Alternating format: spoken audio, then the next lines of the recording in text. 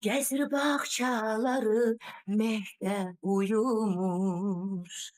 Güllerin gözleri şehde uyumuş. Bir senin yüreğin hasreti duymuş.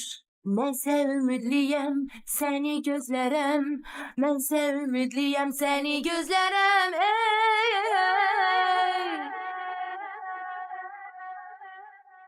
Gezir bahçaları mehde uyumuş.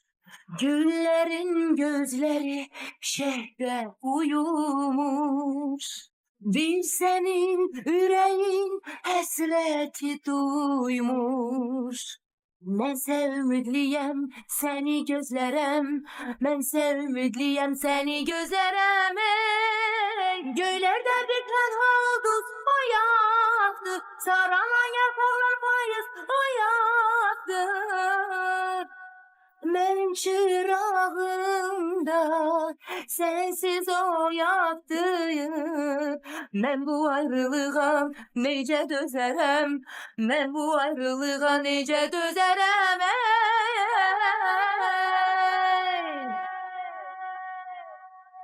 Benim çırağımda sensiz o yaktı.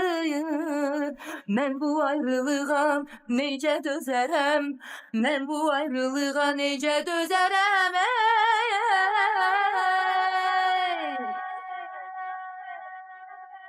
Ömrümde vüsalın nece uzaktı.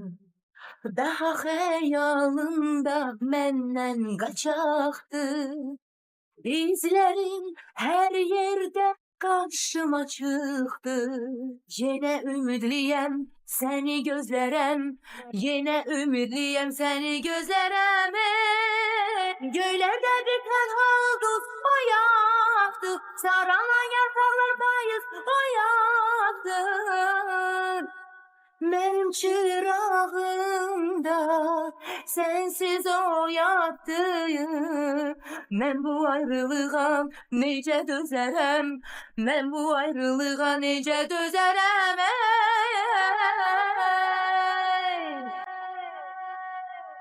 Benim çırağımda sensiz o yaktı.